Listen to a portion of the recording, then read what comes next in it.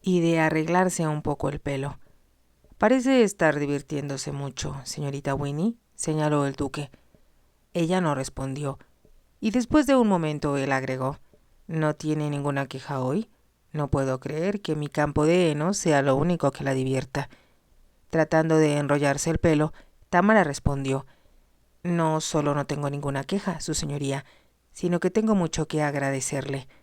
Todos hemos podido cabalgar estas 2 últimas mañanas, y lo hemos disfrutado muchísimo. Eso me tranquiliza, señorita Winnie». Su tono era sarcástico, pero Tamara estaba demasiado consciente de su aspecto para mostrarse desafiante.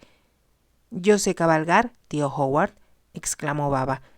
«Sé cabalgar en un caballo tan grande como el tuyo». Antes que el duque pudiera responder, Sandor dijo: «Yo también quiero darte las gracias, tío Howard. Es maravilloso montar tus caballos, y sé que papá estaría muy contento al ver lo bueno que eres con nosotros». «Esa no es la reputación que suelo tener», respondió el duque y, sin decir una palabra más, se alejó. «Es el hombre más desconcertante del mundo», pensó Tamara. «Aparece cuando menos se le espera y se comporta de un modo extraño». Tenía la sensación de que la estaba vigilando. Tal vez buscara una excusa para despedirla, o quizá lo habían ofendido sus críticas y deseaba a su vez encontrar falla en su conducta. Ignoraba el motivo, pero se sintió intranquila. Cuando el duque se marchó, el juego había perdido todo su encanto y después, al tomar el té a la sombra de un árbol, la luz del sol ya no era tan brillante y ya no reían como al principio. El duque lo arruinó todo, pensó Tamara furiosa. Se dijo entonces que, sin lugar a dudas, existía una gran semejanza entre él y el duque de Ulster, el personaje ficticio de su novela. Tamara cabalgó hasta el patio frente a los establos, con Cadín a su lado. Habían estado juntas en el parque, pues como ahora la niña tenía un pony propio, podía montar sin que la llevaran los palafreneros. El pony era un animal bello y tranquilo, algo mayor que el que Abby había encontrado para Baba. A Cadín le gustaba montar, pero no era arriesgada como Sandor, ni obsesionada con el deporte como Baba. «Has cabalgado muy bien, querida», le dijo Tamara. La niña le sonrió, y Tamara la encontró tan linda que no pudo evitar pensar en lo irresistible que sería cuando creciera un poco. El viejo Abby se encontraba junto con Baba frente a la casita de los ponis. La pequeña, como de costumbre, se negaba a desmontar, insistiendo en que quería dar otra vuelta. «Apúrate, Baba», le dijo Tamara mientras un mozo la ayudaba a desmontar. «Ya es la hora de tomar el té». «No quiero tomar té», protestó Baba obstinada. «Quiero regresar para ver al pequeño pony de varios colores». Tamara le dirigió una interrogante mirada a Abby y él explicó: «Hay unos gitanos al final del parque y ellos le enseñaron a la señorita Baba un potrillo manchado que tienen allí». «Es tan bonito», exclamó la niña. Lo quiero todo para mí». «Eso es codicia», le dijo Tamara bajándola de la montura. «Tú tienes a Butterfly, y nadie podría tener un pony más hermoso».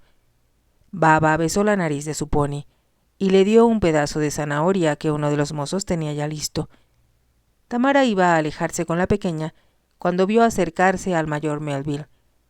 Era un hombre de mediana edad que había sido contralor del duque anterior, por lo que había vivido muchos años en el castillo. Desde su regreso, Tamara se había percatado de que todo funcionaba mejor. Los sirvientes se mostraban más amables, y estaba segura de que, para el actual duque, se trataba de una persona insustituible. «Buenas tardes, señorita Winnie», dijo él quitándose el sombrero. «Buenas tardes, mayor. Acabamos de dar un hermoso paseo, aprovechando este maravilloso día. Quiero un caballo, por favor, Abby», le dijo el mayor al viejo cuidador. «De inmediato, señor». «¿Va usted lejos?» «No, solo hasta el final del parque. Su señoría quiere que eche a los gitanos». «¿Echar a los gitanos?», repitió Tamara. «¿Pero por qué?». «No lo haga», gritó Baba corriendo hacia él. «Ellos tienen un pony manchado, y lo quiero todo para mí». «Su señoría no desea que los gitanos acampen en sus tierras», le explicó el mayor a Tamara. Hace muchos años que vienen por aquí, señor, y no causan problema alguno, intervino Abby. Están en camino a Evesham para la recolección de la fruta. Lo sé, Abby, pero cumplo órdenes. Mientras hablaba, un mozo acercó un caballo ensillado, y el mayor lo montó de inmediato. No debe echar al pequeño pony, insistió Baba. El mayor Melville se limitó a sonreírle y, después de saludar a Tamara con una inclinación de cabeza, se alejó rápidamente. ¿Por qué al duque no le gustan los gitanos?, preguntó Cadín cuando caminaban de regreso al castillo. No lo sé, afirmó Tamara. ¿Recuerdan que en Cornwall los veíamos con frecuencia? Mamá siempre les compraba percheros para la ropa, recordó Cadín. Tenían carretas pintadas de hermosos colores. A mí me gustaría vivir en una. La encontrarías muy pequeña, comparada con el enorme cuarto que tienes aquí. Sería divertido en el verano, pero tal vez un tanto frío en invierno, reflexionó la niña. Pero también es cierto que los gitanos siempre prenden grandes fuegos para calentarse. Baba permaneció silenciosa, y Tamara temió que estuviera pensando en el pequeño pony manchado, por lo que trató de cambiar el tema. Sabía que cuando Baba se interesaba en algo, podía pasarse horas hablando de lo mismo, lo cual resultaba un tanto cansado. El té las esperaba y, con gran alegría, Tamara comprobó que se trataba de algo muy diferente a lo que les habían servido los primeros días. El chef había llegado a tomarle cariño a los niños, y ahora no solo había pastelillos de todas clases, sino gelatinas y frutas del huerto, servida con gran cantidad de crema. Tamara miró el reloj y comprobó que habían estado cabalgando hasta más tarde que de costumbre. Sándor llegaría pronto. Era obvio que, en cuanto el mayor Melville regresó al castillo, el duque había hablado con él acerca de la educación del niño. Se le informó entonces a Tamara que Sándor asistiría a una escuela local y, a principios de la semana, comenzaron las clases. Sándor no había hecho ningún comentario durante los 2 primeros días, pero el día anterior Tamara notó que estaba particularmente silencioso y que había perdido gran parte de su buen humor. Supuso que le costaba trabajo acostumbrarse a la compañía de otros niños y que seguramente pasaría algún tiempo antes que lograra adaptarse. Había esperado que el duque lo enviara a un internado, como Eton o Harrow, pero después pensó que tal vez la escuela diurna resultara una buena experiencia preliminar y que sería un error de su parte decir algo al respecto, antes de saber cómo se desempeñaba su sobrino. Cadín y Baba terminaron de tomar té, pero aún no había señales de su hermano. Jugaron un rato y, finalmente, cuando Baba parecía ya cansada, Tamara llamó a Rose, la sirvienta que cuidaba de ellas, y le pidió que la acostara. ¿Quieres que te lea un cuento, Cadín?, preguntó Tamara. Cadín buscó rápidamente una historia de aventuras que su tía había comenzado a leerle hacía ya algunos días y que le gustaba mucho. Estaban sentadas en el sofá, y Tamara solo había podido leer media página cuando se abrió la puerta. Tamara levantó la vista con una sonrisa, sabiendo que se trataría de Sándor, y lanzó una exclamación de horror. El niño entró en la habitación caminando con evidente dificultad. Tenía el saco roto, el cuello de la camisa abierto y un ojo tan inflamado que apenas si lograba abrirlo. Le salía sangre de un labio partido y de la nariz. «Sándor, ¿qué ha sucedido?», preguntó Tamara, corriendo hacia él. El chico cayó casi entre sus brazos abiertos. Ella lo ayudó a llegar al sofá y lo acostó. Después tomó un vaso de leche de la mesa y se lo acercó a los labios. Pero a Sándor le costaba trabajo beberlo y, después de unos pocos trabajos, lo hizo a un lado y cerró los ojos. Tamara le quitó los zapatos, observando que estaban muy sucios y rayados. Luego, trajo agua tibia para limpiarle el ojo y los labios. Un rato más tarde, cuando Sándor pareció más tranquilo, le preguntó: «Ahora dime, ¿qué ha sucedido?». Tamara atravesó corriendo el vestíbulo y, sin preguntarle a la calle dónde estaba el duque, pues supuso que a esa hora de la tarde se encontraría en el salón azul, entró sin llamar. En sus labios apretados, en sus ojos, se adivinaban barruntos de tormenta y cualquiera que la conociera hubiera adivinado que su temperamento húngaro estaba a punto de estallar. Pero el duque no estaba allí, y se quedó inmóvil un instante, preguntándose dónde lo encontraría. Entonces escuchó voces provenientes del estudio contiguo y, al volver la vista, observó que la puerta estaba entreabierta. Caminaba resueltamente hacia ella cuando de pronto escuchó la voz del mayor Melville. Si su señoría le entabla un juicio al autor de ese libro perverso, decía, estoy seguro de que obtendría una buena suma por daños y perjuicios. Supongo que no menos de 5.000 libras. Tiene razón, Melville, respondió el duque. Jamás en la vida he leído algo tan difamatorio ni tan ofensivo. Me pregunto quién será el autor. Añadió después de una pausa. Las iniciales T.S. pueden esconder la identidad de un hombre o de una mujer. No puedo creer, su señoría, que una mujer pueda ser tan cáustica. Nunca se sabe. Hay mujeres que, cuando se lo proponen, pueden ser tan maliciosas como un hombre. Lo tendré en cuenta, aseguró el mayor Melville. Pero, ¿qué puedo hacer por usted?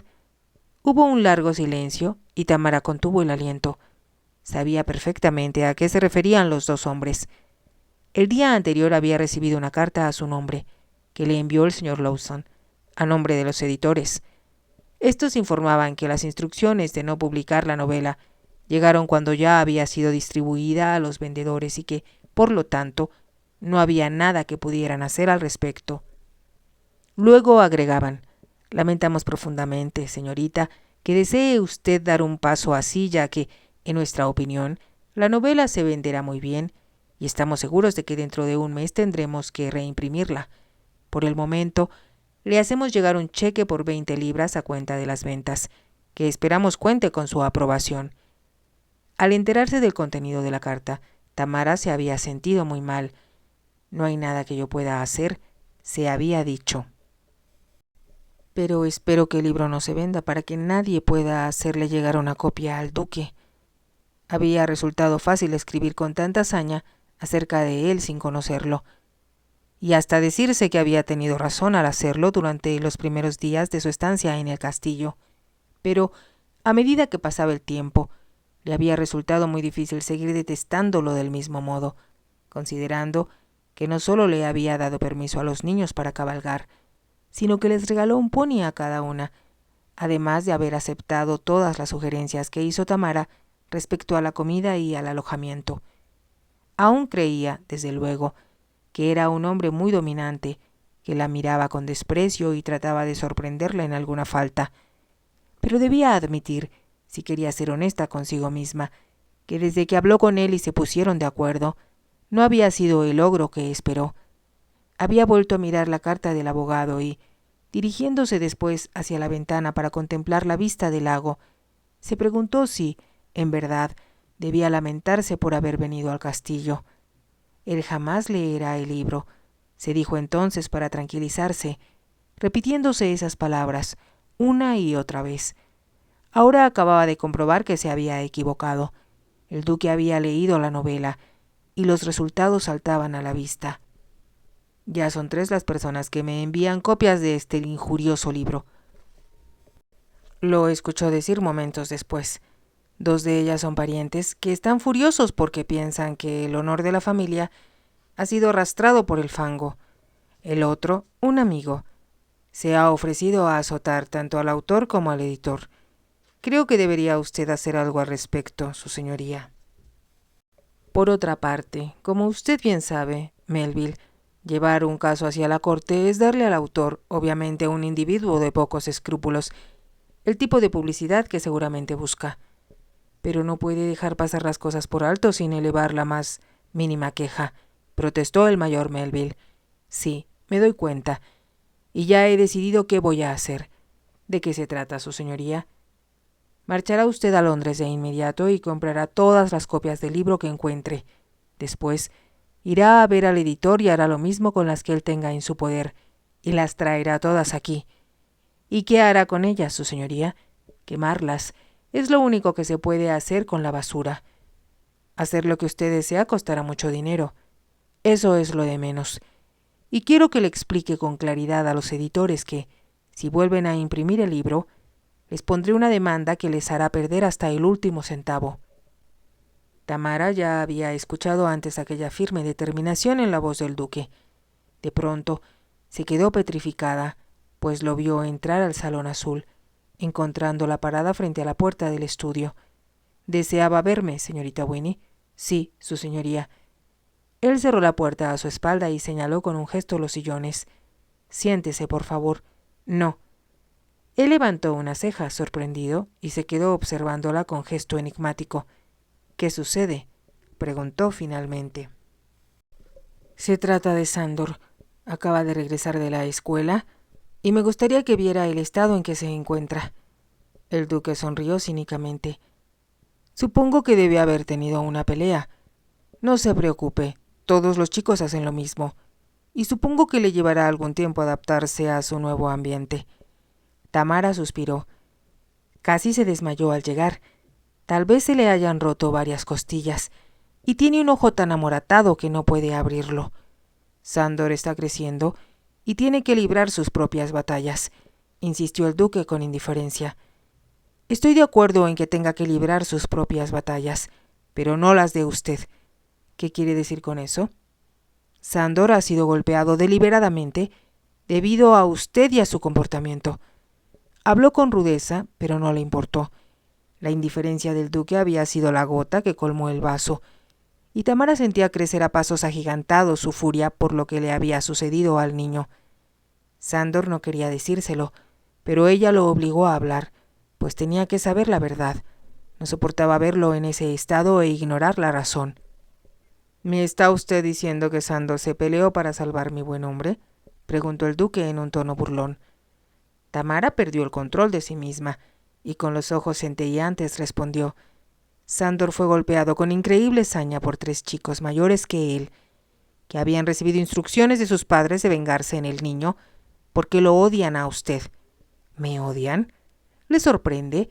Debía saber que mucha gente lo detesta». «Pero ello no es razón para que casi trataran de asesinar a Sándor. Me cuesta dar crédito a sus palabras», dijo el duque. «Entonces tal vez recuerde que una vez arrojó a un granjero de su tierra porque consideraba que no hacía suficientemente bien su trabajo. Su hijo fue uno de los chicos que atacaron a Sándor». Se dio cuenta de que el duque sabía de quién estaba hablando. «Otro de los muchachos era el hijo del talabartero local, cuyo trabajo se negó usted a pagar por considerarlo de calidad inferior. El tercero fue el hijo del carnicero, a quien acusó de cobrar de más». Tamara hizo una pausa para tomar aliento y prosiguió: «Las heridas de Sándor cicatrizarán, sin lugar a dudas, pero me pregunto por qué, a menos que tratara de vengarse de su hermano, en su propio sobrino, lo envió a esa escuela». A pesar del enojo que vio reflejado en el rostro del duque, continuó diciendo: «Yo le pedí que enviara a Sándor al colegio, para que se relacionara con otros niños de su edad, pero ¿considera a los chicos de esa escuela la compañía adecuada para su sobrino y heredero? Y si es así, ¿está dispuesto a invitarlos al castillo acompañados de sus padres?». Al terminar de hablar, se produjo un profundo silencio, durante lo cual Tamara y el duque se miraron con los ojos llenos de furia. Tamara tenía las manos entrelazadas y el cuerpo tenso. Esperaba que el duque le respondiera, pero lo vio atravesar la habitación y salir. «Iré a ver a Sándor», anunció, cruzando el vestíbulo. Tamara estaba temblando y tan llena de ira que se quedó inmóvil por un instante. «Me alegro de haber escrito la novela», se dijo. «Me alegro de que le haya impresionado. Tal vez ahora se dé cuenta de que en realidad se parece mucho al horrible duque de Ulster». Tardó unos minutos en reaccionar, y cuando se dirigía al ala izquierda del castillo, se encontró con la señora Henderson. «Oh, señorita Winnie», dijo el ama de llaves, «jamás oí nada tan terrible. Pobre chico, es una vergüenza lo que le han hecho. Ya decía yo que a esa escuela solo asistían niños maleducados y vulgares. Le aseguro que no entiendo por qué su señoría envió allí al señorito Sándor. No se preocupe, señora Henderson, ya no le permitiré regresar». A Tamara no le sorprendió que el ama de llaves se preocupara tanto por Sándor porque, ahora que se había acostumbrado a los niños, era su favorito, y por lo tanto lo creía incapaz de hacer alguna maldad. Iré a decirle al chef que le prepare una nutritiva sopa al pobrecillo, anunció la señora Henderson. Creo que no podrá comer nada sólido. Me temo que no, dijo Tamara. Yo misma pensaba pedirle al chef un plato de sopa, pero le agradecería que lo hiciera por mí. Será un placer, señorita Winnie, y además tengo un poco de pomada en mi cuarto que estoy segura que ayudará a curar los moretones del señorito Sándor. Yo la he utilizado muchas veces con excelentes resultados. Muchas gracias, señora Henderson. Aquella mujer había cambiado mucho desde la época en que se negaba a limpiar los cuartos, o pensaba que los niños no se merecían las mejores habitaciones del castillo. Tamara llegó al área que ocupaban en el castillo, en el ala izquierda, pero no entró a la sala de estar. Pudo escuchar la profunda voz del duque, quien hablaba con Sándor. Se dirigió entonces a darle las buenas noches a Baba, pero la encontró dormida, por lo que fue al cuarto de Cadín. «Tardaste mucho en regresar», le dijo la niña. «Ya que no me seguiste leyendo el libro, ¿me contarás un cuento?» «Uno muy cortito». Era una historia que a Cadín le gustaba mucho, acerca de una niña que vivía increíbles aventuras. A Tamara le costó mucho trabajo contarle aquel cuento, pues pensaba en Sándor, y se encontraba furiosa contra el duque. Pero hizo un esfuerzo por concentrarse y, cuando terminó su relato, Cadín ya estaba completamente dormida. En ese momento se dio cuenta de que no estaban solas, pues vio al duque parado junto a la puerta abierta del dormitorio. Al mirarlo, comprendió de inmediato que deseaba hablar con ella. Se llevó un dedo a los labios, imponiéndole silencio, y después de arreglar la ropa de cama de la niña, se levantó para cerrar las persianas. Salió del cuarto con sumo cuidado y el duque la siguió. «Quiero hablar con usted, señorita Winnie». Ella se quedó esperando y él añadió: «Entramos en la sala. Ya llevé a Sándor a su cama». «¿Usted lo llevó?» «No es demasiado pesado para mí», respondió el duque en tono sarcástico. Tamara no respondió. Le llamaba la atención que el duque se preocupara por uno de los niños, especialmente Sándor. Ella entró en la sala de estar y el duque le comunicó: «He mandado buscar a Watkins, mi ayuda de cámara, quien es un excelente enfermero, y le di órdenes de desvestir a Sándor. Le aseguro que lo hará con el mismo cuidado con que lo haría una mujer». «Supongo que debo darle las gracias a su señoría.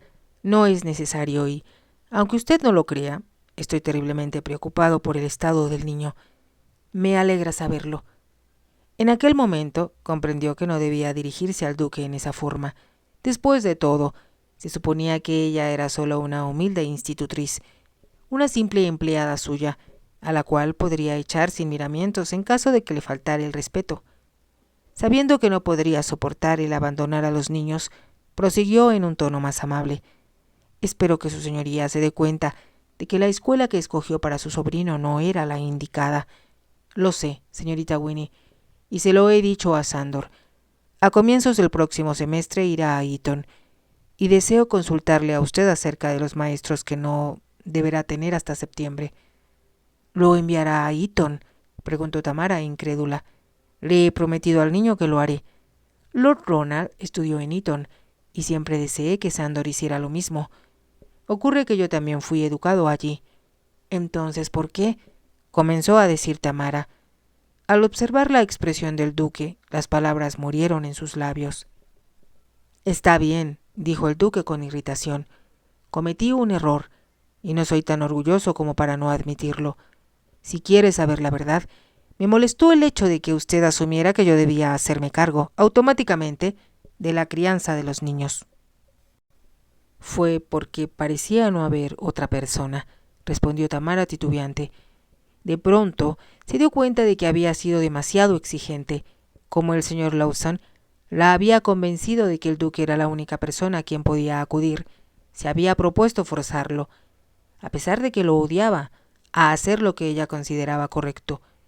«Le aseguro que muchos miembros de mi familia hubieran adoptado gustosos a los hijos de mi hermano», comentó el duque. «Pero a usted no se le ocurrió siquiera discutirlo conmigo, señorita Winnie. ¿Quiere usted insinuar, su señoría, que lo que le sucedió a Sándor fue por mi culpa?» «En cierto modo», respondió el duque, y luego sonrió. Tamara lo miró, sorprendida al ver que ya no estaba enfadado. pues le chispeaban los ojos. Debo admitir, señorita Winnie, que no solo es usted una formidable rival, sino también fanática partidaria de aquellos a quienes ama. Tamara no supo qué responder, y mientras lo observaba desconcertada, lo vio ponerse de pie y salir de la habitación, dejándola sola. Entonces corrió al dormitorio de Sándor. Watkins, el ayuda de cámara del duque, acompañaba al niño. Se trataba de un hombre de corta estatura, que siempre había sido muy cortés, aunque hasta aquel momento hubiera tenido poco trato con él. «He ayudado al niño a acostarse, señorita», le dijo a Tamara en tono conspiratorio. «El pobre caballerito va a estar negro y azul mañana, pero, a mi entender, no tiene ningún hueso roto». «¿Está seguro?», me dijo que le dolían las costillas, y supuse que podría tener una fractura. «Lo han golpeado muy fuerte, señorita, pero creo que lo que más le duele es la herida en el ojo». En este momento me disponía a ir abajo y traer una compresa fría. Si no encuentro hielo en el castillo, mandaré a buscarlo. Es muy amable de su parte. Eso me recuerda a los tiempos en que su señoría y el señorito Ronald eran niños.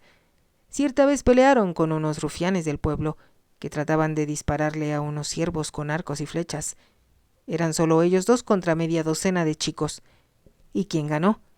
Ellos, a pesar de su desventaja. Pero su señoría tenía un ojo tan negro como el carbón, y el señorito Ronald tuvo que llevar el brazo en cabestrillo por más de una semana. El ayuda de cámara sonrió. «Así son las cosas, señorita. Los chicos son los chicos». El anciano salió a buscar la compresa y Tamara se acercó a Sándor. «¿Estás bien, querido?», le preguntó, sintiendo que se le llenaban los ojos de lágrimas al observar su rostro magullado. «Tío Howard fue muy amable. Dice que no necesito regresar a esa horrible escuela y que me enviará a Eton. Lo sé, y es allí donde siempre quise que fueras. A papá también le hubiera gustado, ya lo creo, y también a tu madre». Sándor trató de sonreír, pero no lo logró. «A mamá no. Ella no quería que ninguno de nosotros se alejara de casa, pero supongo que hubiera ido de todos modos. Estoy segura que sí. Y te pido que, a pesar de que has pasado por una terrible experiencia, trates de olvidarla. Todos cometemos errores, y al enviarte a esa escuela, el enviarte a esa escuela fue uno». «Eso fue lo que dijo tío Howard. ¿Sabes que me dio disculpas por eso? ¿No lo crees formidable de su parte?» «Sí, supongo que sí», respondió Tamara en voz baja. Sándor se quedó silencioso y cerró los ojos, pero un momento después agregó: «Cuando llegamos al castillo, creí que lo odiaba, pero ahora pienso que, en muchos aspectos, se parece a papá». Cuando Sándor estuvo listo para pasar la noche, Tamara le puso una campanilla junto a la cama para que la llamara en caso necesario. Después se dirigió a la salita de estar. Al fin podía disponer de algunos minutos para pensar en su libro y en las palabras que escuchó decir al duque. Se sentía culpable por el cheque de 20 libras que había escondido en su dormitorio y consideró la posibilidad de devolverlo, pero recordó que el duque le había pedido al mayor Melville que comprara todos los ejemplares que encontrara en las librerías y los que tuviera el editor. Eso significaba que nadie perdería dinero por su culpa. «Gastaré la mayor parte en cosas para los niños y el resto en obras de caridad», se dijo. Tranquilizaría su conciencia el hecho de no reservar nada para sí misma. Cuando recordó la forma en que el duque se expresó acerca de la novela y de su autor, se sintió avergonzada. Todo se debió a la pena que había sentido ante las injusticias que, por culpa del duque, se cometían con su hermana y con su cuñado, y trató de vengarse con las únicas armas a su alcance. Al escribir El avispero ducal, jamás se le ocurrió pensar que llegaría a conocer al verdadero duque de Granchester. Ella había asestado un golpe a una figura sumida en la sombra, pero ahora el golpe rebotaba hacia ella en una forma escalofriante. Suspiró y tomó la decisión de que el duque, sin importar lo que sucediera, jamás supiera la verdad. No había motivo para que él sospechara de las iniciales TS y, sin embargo, deseó haber utilizado un seudónimo. Era su primer libro y lo había firmado con sus iniciales, con la esperanza de que los críticos creyeran que se trataba de un hombre. Existía además el peligro de que, si no procedía con cautela, no solo se descubriría su identidad como autora del libro más difamatorio y ofensivo,